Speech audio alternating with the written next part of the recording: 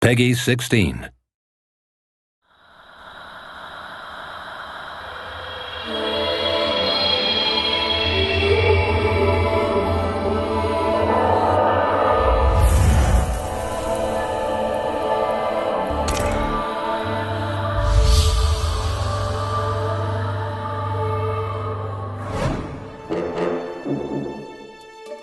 The way that Ninja Theory have reinvented the Legend of Monkey is kind of, for me, quite exciting in that it's using a lot of modern technology. It's set in a post-apocalyptic world. We're in Prague right now, and we've just come over here, just kind of working in Smečky Studios, which is a fantastic studio. It's actually my favourite sounding studio that I've worked in.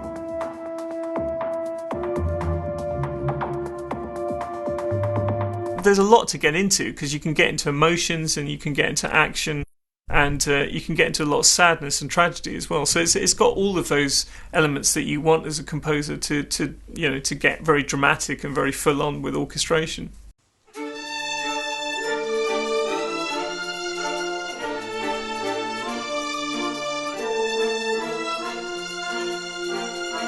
It kind of feels like there's a tribal language to it, which is still there. There's a lot of excitement, a lot of danger, a lot of threat, a lot of movement.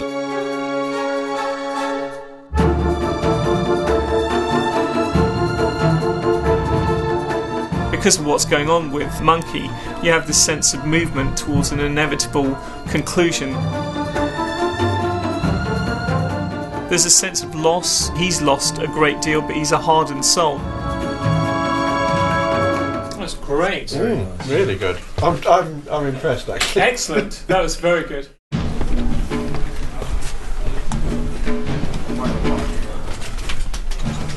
All right. Yeah.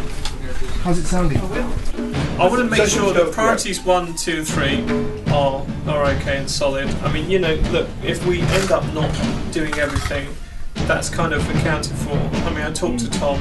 I think for me, it's I really enjoy the way in which Monkey and Trip travel. I mean, they just have fantastic movement between them. It's very flowing, and I think it's trying to get that sense of constant flow and momentum into the music, which actually drives a lot of the orchestration as well, and the way in which I'm trying to make the music work, I suppose, to give you a sense that you constantly infuse with energy. When you're playing the game, that it never lets up in terms of that energy, and I think that's what's exciting about it. It just stays, it just drives all the way through very strongly.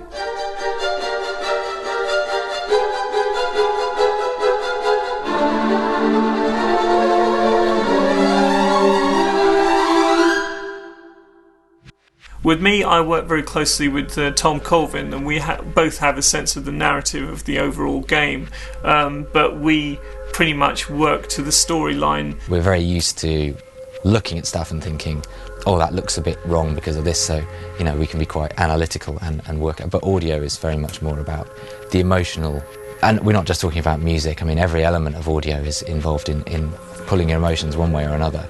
The sound effects are probably the largest job for us in the sound department. Everything has to be made from the bottom up. Every leaf moving, every bird, every creature that you see in the background. To keep things fresh, we use a really great Foley artist. We work with them on Heavenly Sword, and again, we've got a really good working relationship with them. And they've had a lot of fun, spending a day with lumps of metal and hitting them in different ways, and going to a fairground and recording all the pistons in the machines and stuff. They do all of that. I think the most important thing for us was for it to be visceral and exciting. Enslaved combat-wise. Every single time the staff connects with a robot, you really want to feel that connection. I mean, another thing was just getting under the skin of all the different robot characters. The Sea Dog, for example, I think we went through many different trial versions to get that sort of really nice, grinding, threatening sound as he's moving. Get back inside. Gonna have to fight him.